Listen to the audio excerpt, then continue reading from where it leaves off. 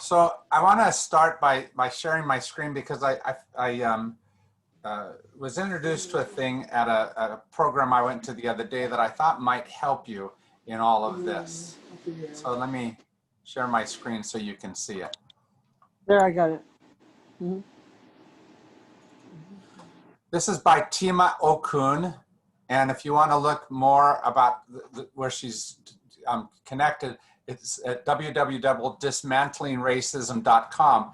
And she calls it the ladder. And I'm gonna start at the bottom and show you this. And I will send you a great big packet, probably 10, 15 pages long if you'd like to read through it. Okay. But it's talking about how do we move from racism to anti-racism. And it's kind of a neat thing. We all start down here at the bottom as I'm normal, mostly because we haven't hit stage 2, which means we've contacted somebody else who is not like us. All right, and there's all kinds of ways we do that. It happens, you know, when you're a very little kid and you say, hey, you have a penis and I don't, or vice versa, right? But it can also be, why is your skin darker?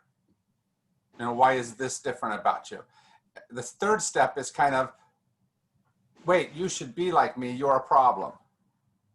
And you can see as we go up, we increasingly become better at that interaction. I'm not the problem, and so I'm defensive. White is not right, I'm bad, so I have guilt and shame. Then we begin more towards the better side of thing. We open up, we acknowledge that there is a problem. We take the next step, which is taking responsibility and saying, white can do right, and I'm going to be part of that. Then we group together and become some kind of collective action. And finally, what we're really striving for is a community of love and resistance. Now, the tough part is we'd love to think that we only go up and never go back down again. But the truth is that we do this very situationally. Tomorrow somebody will come up to you and say something or be something, and suddenly you'll slip down a couple of notches. But you can also continually work towards moving up and becoming those better steps up here towards the top. But I thought this was kind of just a nice little thing to be able to say, to help us have some conversations around this. So I'm going to send that out to you. It'll be in a thing called Ladder to Anti-Racism. But I want us to start today, and I want you to tell about one situation that you had sometime this week and which step of the ladder you were on. Where was it that you, and it could be, well, I slipped down to this step of the ladder because such and such a thing happened, or I really did well this time and I stepped up to this space. And so I'm going to talk about where I was at yesterday. And there were several of St. Francis people there. Izzy, our organizer for Reconciling Ministries Network had a workshop, and there were several of us together. And so we were in a space of collective action. How do we move forward in the United Methodist Church to help deal with whatever's going to happen, not just at General Conference in a year, but as we move forward past that as well. And so in that space, I felt like we were on that level of collective action. So that was nice, because sometimes it feels like I'm more down this way, just doing what's right for me, or maybe down below that. But it felt good to see people from all over our conference together. How about you? Which step have you found yourself on? I would just like to say that I don't ever see anybody. Yeah. That's one of the challenges these days. I see maybe 2 or 3 neighbors every couple of days or so, and maybe get out to Costco one day a week, and that is about it. And even in those situations, well, I guess in Costco, it is a little, it's definitely more mixed than my street is, that's for sure. Yeah. But I still feel like when I'm out, that I'm still huddling, that I try not to interact with anybody in the store, not because of racism, but because of COVID. Yeah, absolutely. And so it's sort of difficult to be thinking about that, right now. Yeah, it is. You're right. But let me ask you, Pam, being by yourself, does that make it easier for you to do what's right, or I'm just kidding. Does your own Well, voice help you? Because sometimes my own voice helps me and sometimes not. well, I think my own voice yells at me. Uh-huh. And I certainly think that the reading that we had for today was especially eye-opening because of, even though what we thought were progressive people in the last 2 decades, still the comments that they made were not the ones that needed to be made. Absolutely. And but I still I still feel like at least there has been some progress. It's not necessarily the best progress, but I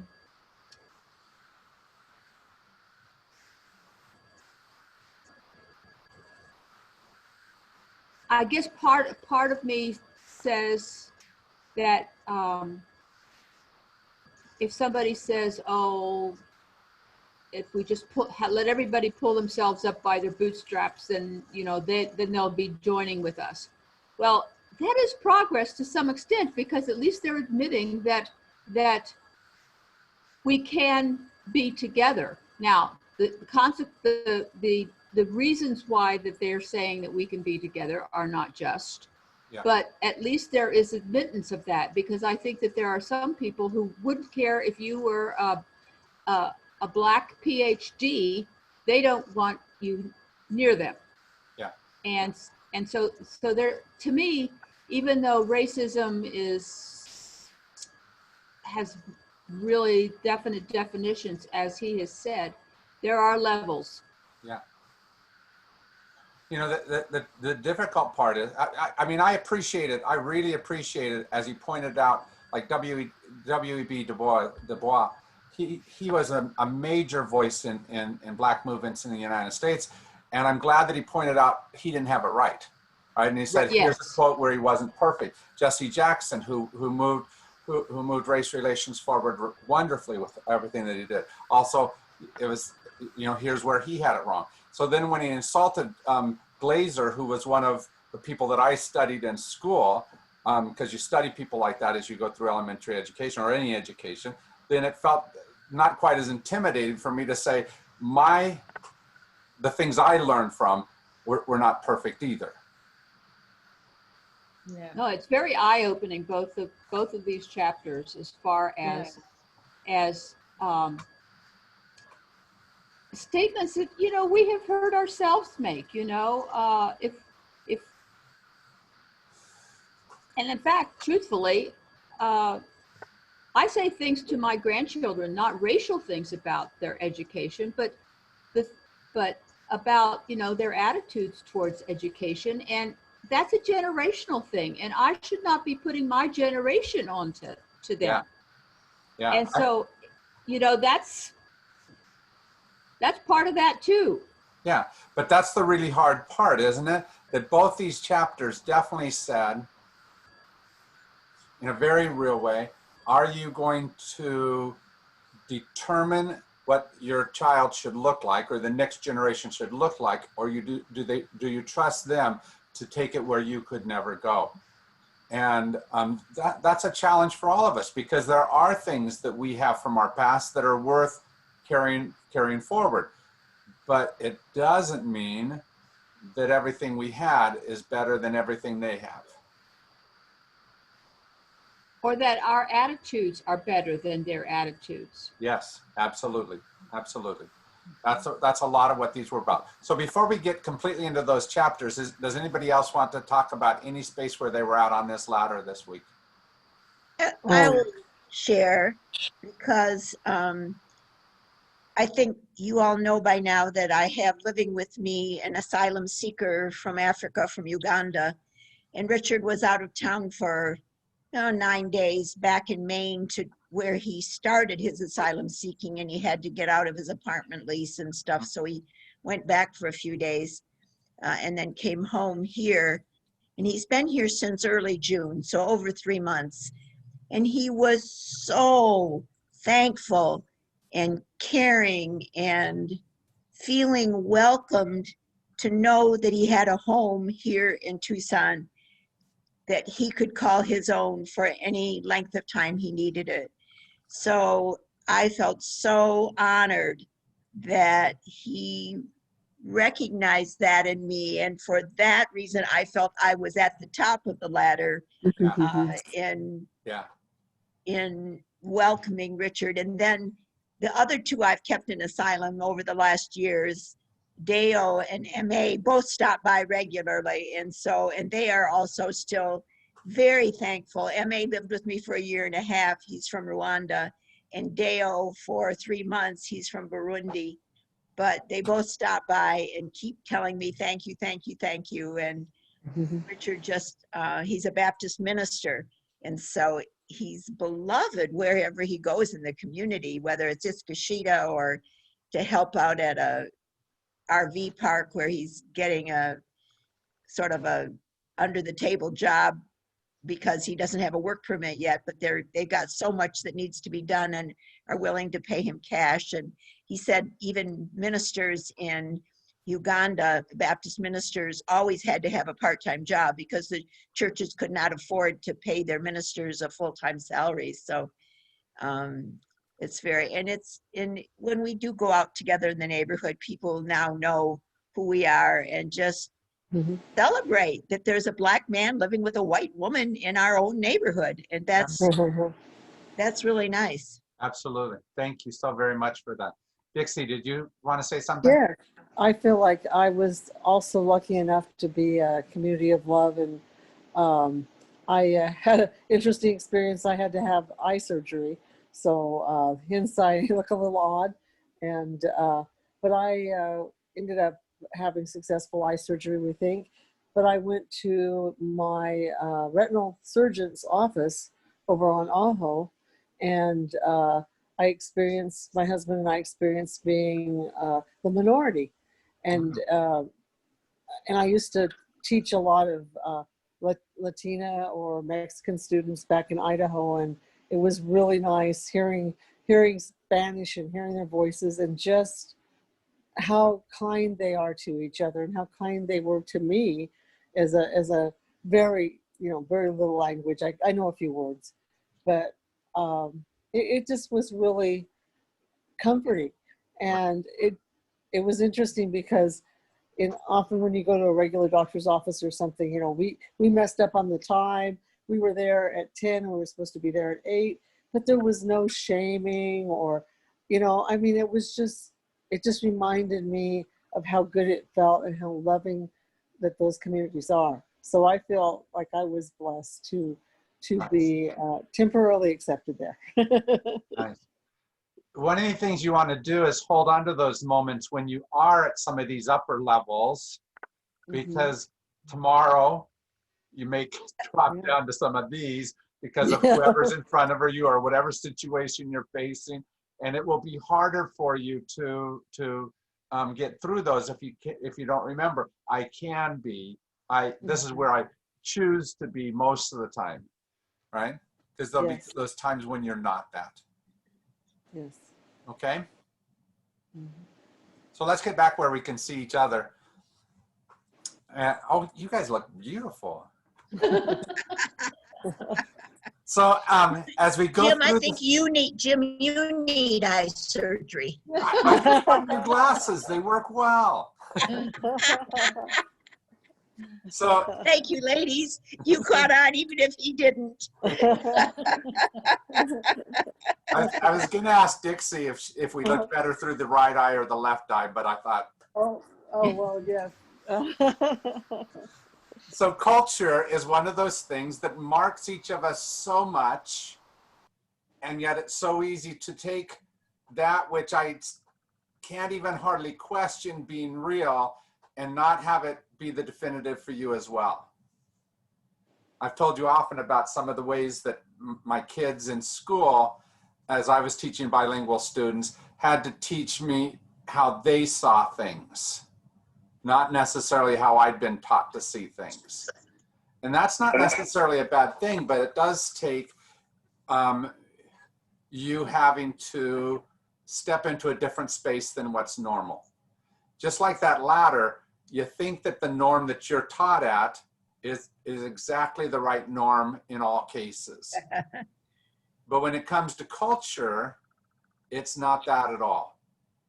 All right, if any of you have made a move from one side of the country to another, from north to south or from east to west, from urban to rural, any kind of switch like that, you suddenly learn that there are different cultures.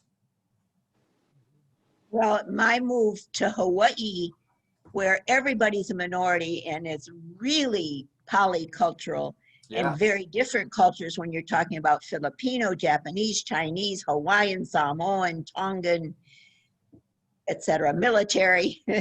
Yeah. And so I'm glad that he went through some of the things that this was his sense of culture, and both why that was important to him, but also how it switched as he went from northern U.S., New York, urban, to Lynchburg and down and into Virginia. Very different culture. Yeah. And the need to struggle with what to do and how to do that differently. The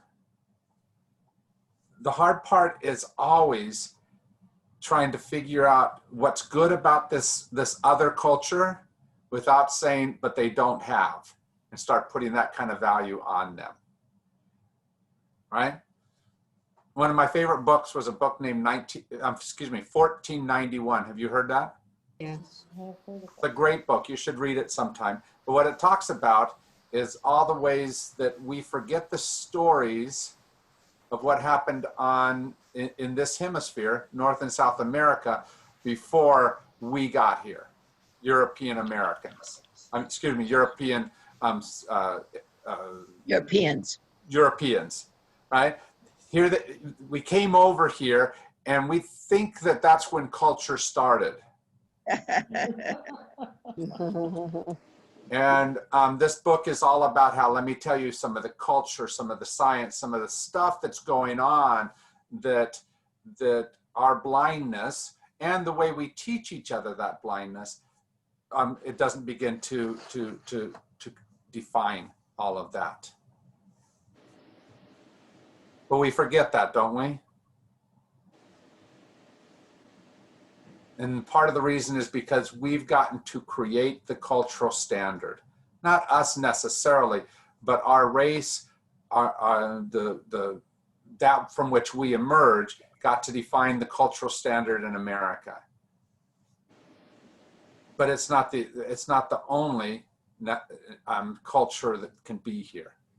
And culture is a continually evolving event, isn't it? Oh, yes. Think about what we emerged from, English culture, British culture, and look at Britain today, and are we the same? In 250 years, we've changed a lot, or they've changed a lot, but culture has evolved. And yet, we often try to make it stay the same. When he was talking about Ebonics, I can hear those teachers, those adults saying, yeah, this is why it's wrong. This is why it's not going to help, right? But it continually evolves. But it's evolved in your lifetime. How many of you heard something along these lines? Ain't a word. Oh, yeah. A word. And yet, if you go back 50 to 60 years, you'll see it on a regular basis in most movies that you watch. You'll read it in most books that you read. It was accepted as a norm up until our lifetimes, essentially. And then we began a campaign against it, which isn't necessarily bad, but ain't doesn't have any better or worse connotation than other words, except that we decided that it belonged to the not quite right culture. And so the right people don't use that word. And so we had a normative way of relating to it. and we pushed it out as right. Where else have you seen that happen? What other things are not the same today as when you were growing up?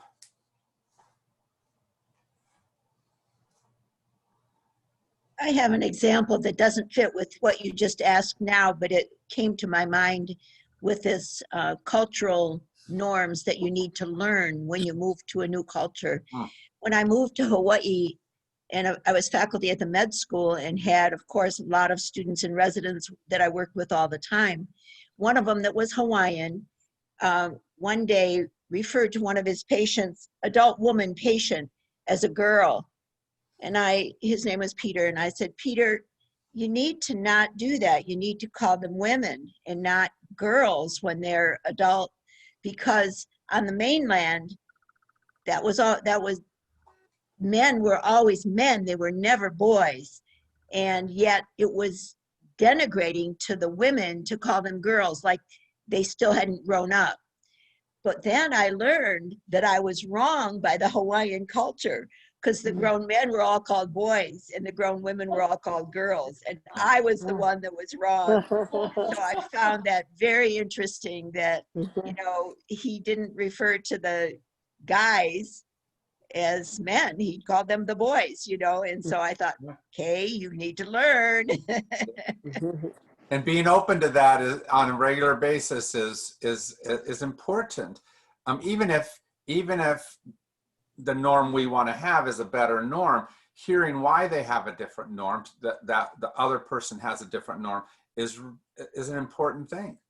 I mean, how Jim, many one of the things that I liked best about the sermon Sunday was the poster that you put up about jobs, and jobs for men and jobs for women, and that men got high-paying jobs because they wanted to be physicians, engineers, and CEOs, and women wanted middle-paying jobs because they wanted to be physicians, engineers, and CEOs. I had not seen that. That was because I have faced my whole career judgment for being a woman doctor, and I had just loved that one. I had never seen that before. That was good. Yeah, that was not just a joke in your life. That was real life. Absolutely. And it still is. Women's pay for same jobs is way lower still than men's. And it certainly was. We went through an equity thing here at University of Arizona when I was here. I had no idea when I was hired that I was hired, though more educated, more degrees, more experience as a doc, et cetera, et cetera. I was hired at many thousand lower salary than another male doc that was hired at the same time, just out of residency. But I didn't know to ask about other salaries, and it wasn't online where it is now. And only when the university went through the process of trying to equalize it, and even then, my salary went up, but it didn't go anywhere near as high as that guy that was hired at the same time was earning. But at least it helped. Yep. And I'm sure part of that developed back when they could say, well, the man has to, he's the primary breadwinner. He needs to have more money coming in. And that's while exactly that may right. have been true, if the woman's doing just as much work, if she's doing, if she's got just as much education, then or more, then there shouldn't be a norm like that. I think that's exactly right, because my husband was a doctor. And so I'm sure that was part of the thinking of the department chair at the time, that, oh, she doesn't need it. Yeah. I think that part of that. Then it ended up, my husband died and I was a single mom. So it was such a blessing to be a doctor and not be a nurse, so that I could raise my 4 daughters and send them to college and 3 to professional school. It was such a blessing for me. Right. What I was going to say with regard to that, though, is that men have used that excuse that women don't need to earn as much because their husbands can earn. But I think that it's not just that. They think that's a logical reason, and so they put that out as the reason why they don't want to pay them.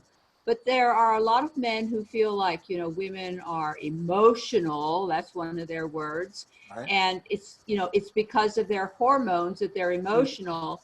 And they don't want to say that So they say, you know, well, a woman doesn't need to earn as much because she has a husband who's taking care of the family. But that's the problem with the justifications for any of these inequities, is that it's very easy to find a reasonable reason to keep things inequitable. That's Yeah. right. And the hard part about I'll that. give you, Oh. I'm going to give you another quick example of exactly what you're saying, Pam, is that on my evaluation, couple of different times, both here in Tucson as faculty and in Hawaii, I got detrimental criticism in my annual evaluation for being teary from time to time. When something came up that I would get teary. And that wasn't doctor-like, and I shouldn't do that, and I ought to be able to control that, and da-da-da-da-da. And you know, Oh, wow. if you get teary with patients, they think it's a compliment because you're feeling what they're feeling. You know, exactly. But, you know, but when it's mostly male and tears are not considered a part of being a doctor, you know, rather than sharing a response with somebody who you're just diagnosing with cancer or something, you know. So, but I got that a couple of different times in evaluation, that I need to get rid of being teary. Yeah. Mm. See, but a lot of that comes down to how is it that you're measuring whatever this action is. And so it's saying that my cultural norm is the measurement standard for doing that. We often do that when we look from the United States south of the border, and we say U.S. industriousness is much better than Mexican siestas, right? And we look that way and we see a laziness. Never mind that they work harder than any American I've ever seen work. Yeah. And we explain that away. And there's reasons why that develops in that culture that you will never know unless you stop and take the time to listen to it and hear why it is important. What do they gain versus whatever it is we see that they don't have? Jim? Yes. I just was sitting here with a lot of time on my hands, and we were watching the Emmys, and we pre-recorded it, and it was really interesting. And I have not seen this show. I have a lot of friends who have been raving about this Schitt's Creek, That's which great. is, yeah, everybody says it's really great. But I'm sitting there and I'm watching the Emmys, and I'm feeling really sad because I am seeing all these wonderful shows that I have seen, and a lot of them, you know, with Black people in them, and I'm thinking, you know, this is really sad. And then the fellow off of Blackish gets up, and it's supposed to be funny, but it was so true. And he's saying how many categories they had, and da da da da. And I'm just looking at it and seeing, every time I watch the Academy Awards, every time I watch all these shows, you know, I see all the minorities, how few minorities that get these awards. And it doesn't seem to matter, you know, supposedly Hollywood is, you know, very progressive, but there is an example of, you know, people that are passed over, and that the majority, if you took and rated the majority of the people in all of these shows that I was watching, and I haven't seen a lot of them, were Black. But the majority of those awards went to one show, and everybody in that show was white. And it really hit home to me. My husband and I were sitting here, and I just thought, oh man, this is not equitable. This is just really not equitable. And they've been, you know, and that's been a criticism that's gone on for years with the Academy and the Emmys. And it just really hit me. It really hit me today. And it's the gone on for years that's the really bad part. If it happened just 1 year, it would be one thing. But it continually, and across a lot of different award shows, continually devalues part of who we are. Yeah. And that's much of what he's talking about in all this. And how is it that we begin to give credence to? So, for example, how many of you are not big rap fans? I like rap. And he talks about that, I like it. and he says, here's why I like it, essentially. Here's what's good about it. Here's what musically is good about it. but it's really easy for us to say, but that's not my norm. Rap isn't good music for whatever reason we say. And yet, can we give a credence to that? How many have noticed that people today are doing more piercing and tattooing than what happened in your lifetime? And it's really easy for us to be able to say, yeah, that diminishes you. But does it? And how do we open ourselves up to their new interpretation of culture? And going on to kind of making the transition to the next chapter, to their behavior in this moment.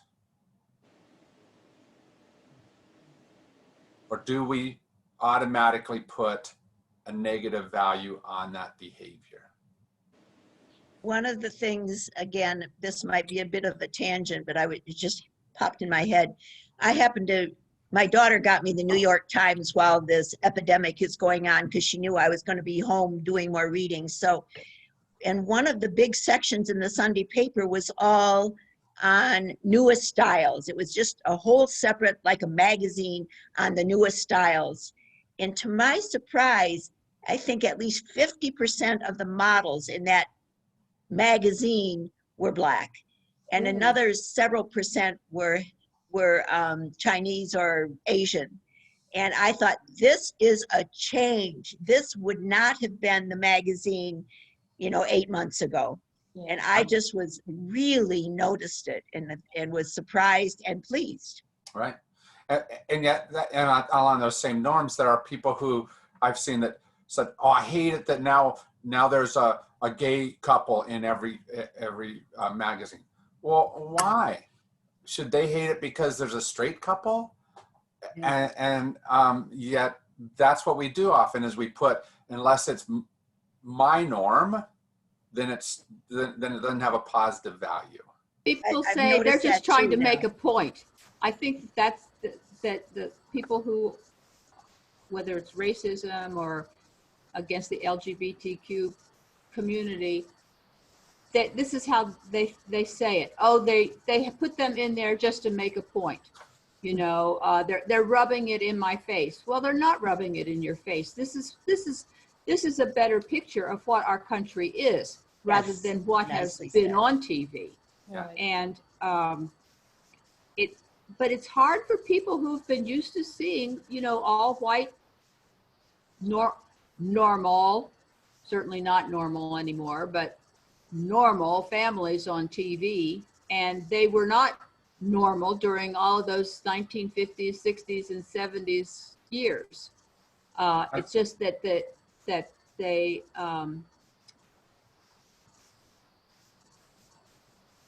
the people who were putting the shows on had, to me, they had an axe to grind.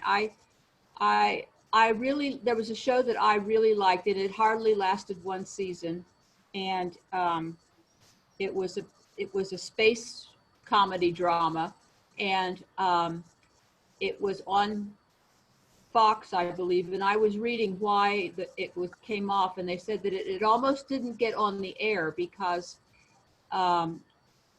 two of the main characters, who were officers on this sort of tramp ship, were married, and she was Black and he was white, and I know the one you're talking about. I'm trying to think of the name. Firefly, I think was the name. Firefly, that's right. Yes, I loved that show, and I thought, that wasn't that long ago, and they even then did not want it on there because of that interracial relationship, and it was difficult for me to even believe that. Yeah. At that time period. And yet, an interracial relationship is not outside of the norms of American society anymore. No. Almost every one of us have friends who are in that type of a relationship. My daughter is. Yeah, and so for us to set that aside as it should never be seen. Yeah. Yeah. It's very scary, really, that these are the people who are making the judgments as to what is going to be shown on TV. Yeah. Right. Go ahead, Dixie. Well, and I have to say, I had something happen to me recently. Talk about the highs and the lows. Anyway, I had got together with some friends, and I talked a big talk about how I'm going to try to get along with this person, and I've known her for 40 years, and she has such strong hate for Black Lives Matter and all this stuff, and it was really bad. And there was 5 of us together, well, 4 actually. One lady didn't come, but 3 of us were liberal, and she felt like she was ganged up on, and unfortunately, it blew up really, really badly. But it really brings the point that, I mean, I couldn't even begin to have a conversation, but I tried. I really tried, and I thought we were making progress, and she felt like that all we were doing was talking politics and trying to gang up on her. And so I mean, we've kind of made up a little bit, Yeah. but it just really, and she's watching, she's listened to Scanners. She's gone to protests with the Proud Boys. She thinks they're great. I mean, this is a friend of mine, and it's hard for me to even imagine that we could be so diametrically opposed to each other. Yeah. And but it's really, boy, it's really a time to try to, I don't know. Like I said, all 3 of us tried to talk to her. I'm sorry, I got my timer on. I get to sit up now. Oh, good. Yeah. Anyway, but it's just, let's see if I can get back to you. It just really brought home the fact that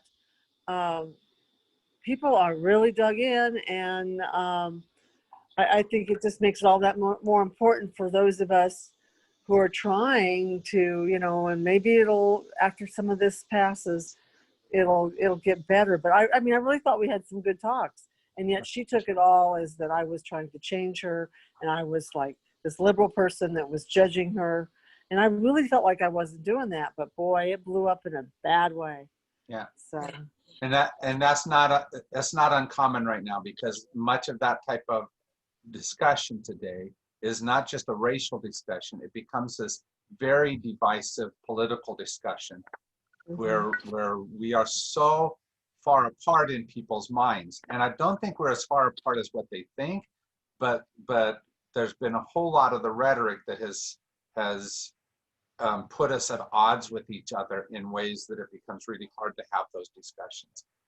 And We you're right. really would like to change them. Yeah. But there are things Well, and I we think- would like to change. Yeah, absolutely. Well, and I think it really isn't, and she has a black son-in-law. I mean, I don't think it's really Wow. as Wow. racist as it is political. It's Yeah. just the Oh, political. really? Yeah. Yeah. Interesting. Which, by the way, just know that's I think that's the more challenging thing than the election itself, is what do we do around the election? Because win or lose, it is not going to end the struggle that's there. And so know that as we move towards the election through October, I'm going to be addressing election very specifically in commentaries, but in a very real way. It's not just how do we get our guy elected, but how do we not destroy the country as we move forward through this.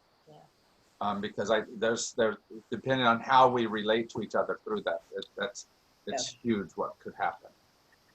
So let me tell you a story about a friend of mine in high school.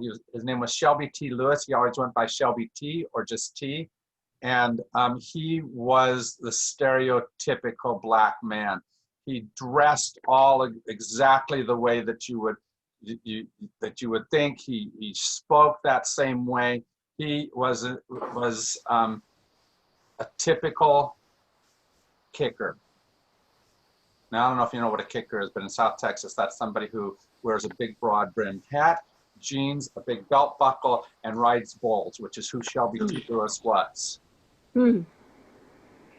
He sat completely outside of the typical norms for what you would say his race was, and yet he sat completely within the norms of a whole different side of South Texas, the rodeo crowd, right? he is always very instructive for me to remind myself that what I think I know about this person, because of what I see at first, may have nothing at all to do about who this person is. All right? And that what I have to look at is not what I see, but who this person in front of me is. All right? Who do you know that sits outside of some of the, I thought these people were like that? Right? I will give an example of the man who's living with me now, Richard, who's a Baptist minister. And the two that lived with me before from Africa, Christians, were evangelistic Christians, and but tackled some of the things that are St. Francis values in very different ways. Deo still thinks anybody who doesn't believe in Jesus is going to hell, whether you're Muslim, Hindu, Buddhist, or whatever, and that is the only way, and he hasn't budged an inch. And that means gay people are sinners and on and on. Whereas MA went to the multi-faith pride service with me and just was always learning. Well, so I was worried when Richard was going to come live with me as a Baptist minister from Africa. And I thought, oh my God, I'm going to have another one of those, you know, really narrow people. He's not. He didn't know where he was going at all when he came here. But the first people he met within 24 hours, because he harvested with us at Iskashita the very first morning he was here, and we were harvesting at a mobile home park. The manager of it turned out to be a lesbian woman with a wife and a kid, and he has become very good friends with them and works there regularly. And and I had already, you know, talked to him about, of course, he went to St. Francis online with me and sees Raleigh, and so knows that Raleigh's a gay man. He's met gay men when we're harvesting. One of my daughter's close friends and neighbors is a gay man. And so but he's expanding in a wonderful way this understanding of how God created us. And what a blessing that is, because I was scared to death that he was going to be narrow and not accepting of all of these people and saying they were sinners. And in fact, the one who is still narrow, and I was giving an example to him about some gay people we were talking about or meeting or whatever. And I said, well, you know, they'd be welcome at St. Francis. And he said, well, they'd be welcome at my church too. And then we teach them the right way. And I thought, you don't get it, you know. But it's hard not to think you have the right way to do something. Hey, just the fact that they'd be welcome, though, is a step above some churches. So Yeah. you know, there's hope. Yeah. That's right. I don't know if you guys have heard me. I'm doing a lot of talking today because it's such a small group. I hope you don't mind. One of my favorite stories is, and I don't know whether I learned this from you, Jim, or where I learned it. No, I learned it from a Jewish friend.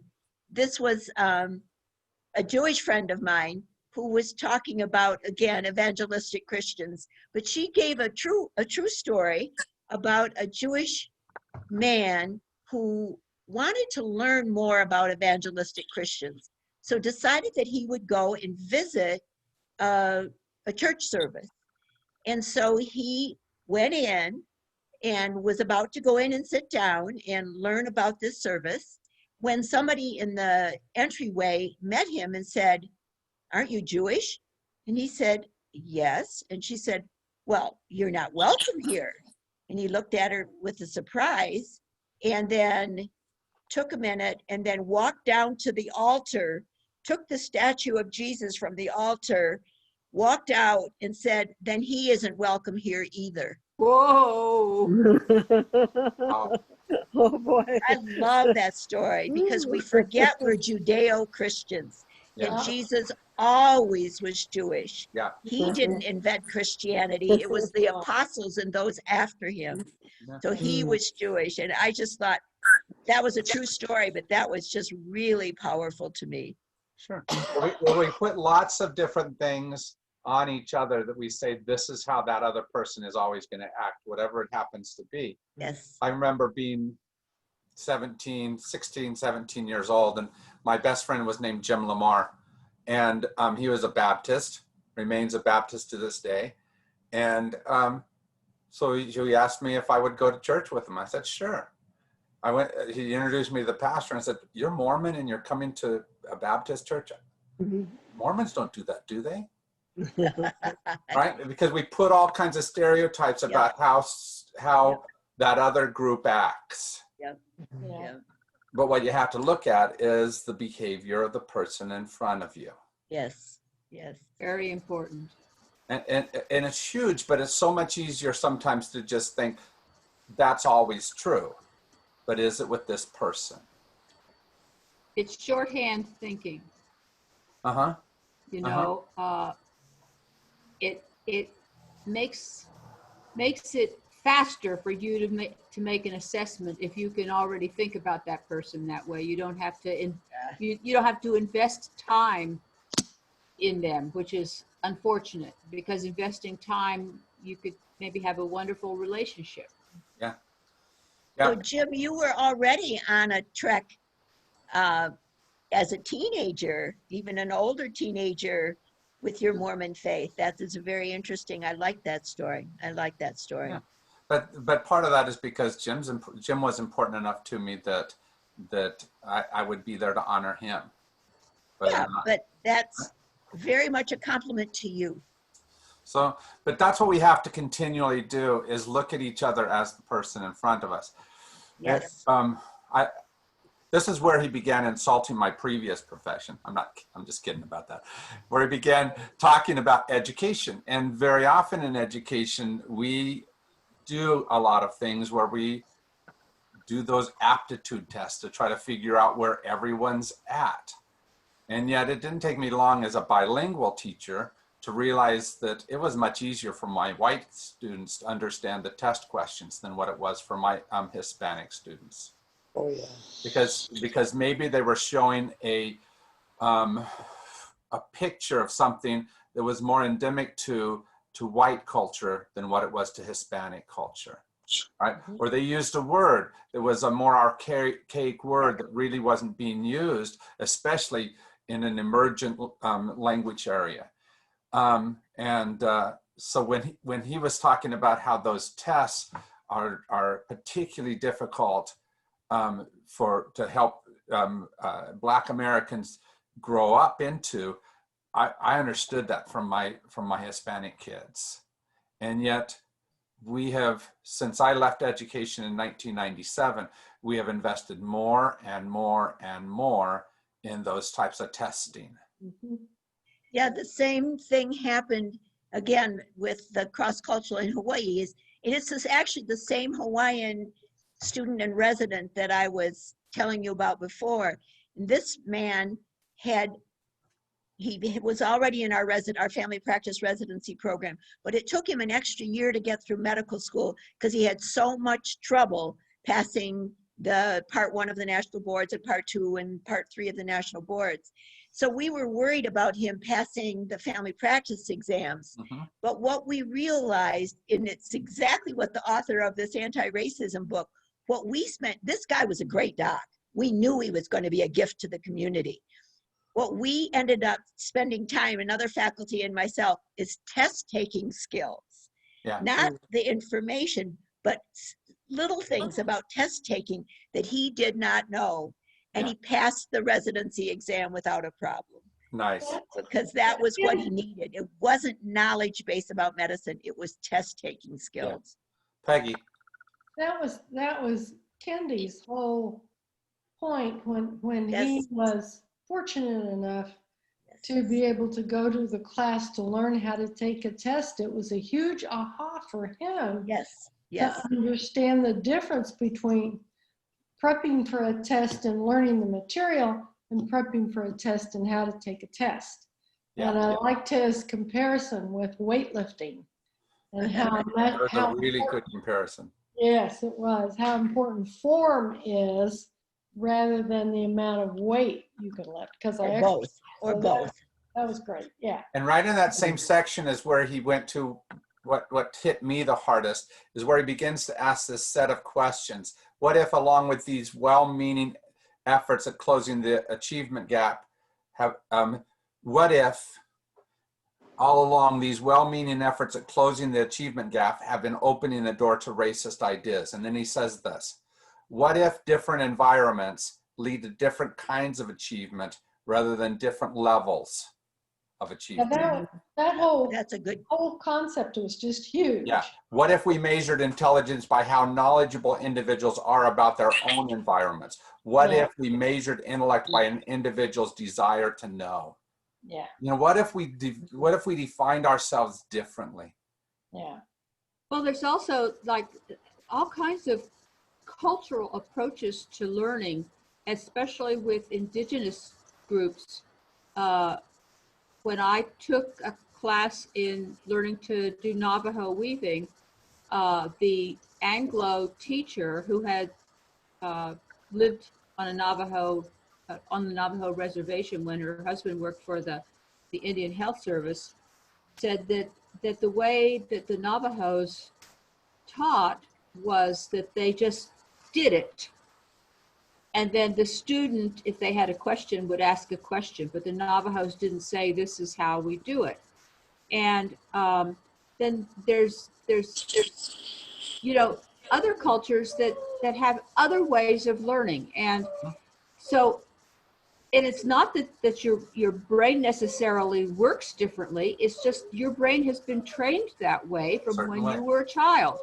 And so to put a standardized test in front of someone who is not from a culture used to doing these standardized tests is really unfortunate. And Jim brought up the thing about how much money that is being spent on doing these standardized tests. I think a lot of this comes down to what I always say: it's always about money. Yeah. And you know, But that reminds me of a story, Pam. Let me tell you this story. Speaking of money, my first year teaching first grade, right? I'm just learning all of what it means to teach first graders and how to do it. And there was a kid in that class who surprised me. Jason was not a particularly good student, right? In most things, he was mediocre at best. But in one thing, he excelled, right? He knew how to handle money. He knew the value of all the different coins, where some of the kids could barely count 5 pennies. He knew quarters and dimes and dollar bills. He knew it all. And so when conference time came around, I asked Mom why that was. And she didn't really want to admit it, but here's what she ultimately admitted to. Well, you know, I go down to the Star, that's the local bar down in Springerville, and I give him some change and send him over. And so he uses money because that's what he does while his mom has a drink. Right? So it's for the worst of reasons that he had this, but he was able to do it because he had experience in it. He handled money, so he knew what money was about. And so because of that, Jason actually changed me. I began using money, play money, as my way of doing incentives for them. And so as they were good throughout the week, they would earn check marks. And at the end of the week, I would give them 3 pennies for each check mark, or 5 cents for each check mark. And then we'd have an auction. And so those that behaved more according to standard, they would be able to spend more money and buy more things. And it was the use of that told me I didn't have to teach. It was Jason who taught me that I didn't have to teach money. I had to let people use money. And so he changed my thing because of the dysfunction of his mom. Yeah. Right? And that's what we have to figure out about each person. What is it that this person is learning out of whatever they're emerging from? Whether or not it's good or bad, it's what they're emerging from, and that is what's informing them. And do we listen enough to hear it? Sorry, go ahead, Dixie. Oh, no, I just was going to say I was a teacher too, Jim, high school, and I had a really smart principal. and we had a large Hispanic population, migrant population, and she knew about the population, which I noticed at the doctor's office, is that they are not tied up in the time situations like we are, and time is more fluid for them, and they're, you know, and it's not a bad thing. It's probably a good thing, but if we held those kids accountable to the same tardy policy that we did the white kids, then we'd lose them. They would be kicked out. They would be suspended. But those kids were getting up in the morning. The parents were working on the dairies, and those kids were taking their brothers and sisters to elementary school and junior high. Yeah. And so, you know, so she was really smart, and she knew that, and she figured out ways to do it that didn't make the white kids feel, you know, they got breaks too. So, but it was just one of those things that, like you said, it's like it's a different way, and when we try to force that, you know, our way, you know, the majority's way on top of another group, then we lose out, because I feel like, I mean, yesterday it was just a gift to me to have them be so gracious. I'm 2 hours late. I mean, lots of places they say goodbye, you know, come back next week. Yes, for sure, or next month. So, so it's really, and she was a really wise principal. She was really smart. It's always the challenge, though, to figure out how to listen more than talk around cultural and behavioral issues. Why is it that this person, why is Shelby T a bull rider? Because that doesn't go along with my typical view of a black man, right? But if I talk to him, it fits perfectly in his personality if I take the time to hear that. Yeah. Right? Why is the author different in Virginia than the other black kids? Well, because he just came from New York. And do I hear that culture shift that he's going through as he tries to fit into this new space? And so a lot of it comes down to listening instead of assuming. Well, even with my white friend, you know, part of what she's pushing back against is she comes from somewhere, Eugene, which is really, really, really liberal. And so she is the odd one out. So she's pushing back. So sometimes it helps us to understand things that we have our own prejudice against, even though it's a white person. Right. And if we go into a conversation, into a situation, and we already have the right answer, chances are we're going to relate to that person wrong. Yeah. Right? Yeah. So his big thing was that we have to look at behavior. And I love what he said right at the end. Remove the tattooed stereotypes from every racialized body. Behavior is something humans do, not races do. And that image of tattooed stereotypes, right? Of whatever it is we think that black man is, or that white woman is, whatever we think that older person is, or that kid is, do we take the time to hear their life, not just our vision of? Yeah. The good news is that you're doing good conversations to try to hear better. Thank you for your participation today, and thank you for your openness to hear each other in the struggles. Appreciate it, my friends. Goodbye. Thank you, Bye-bye. Thank you. Take care.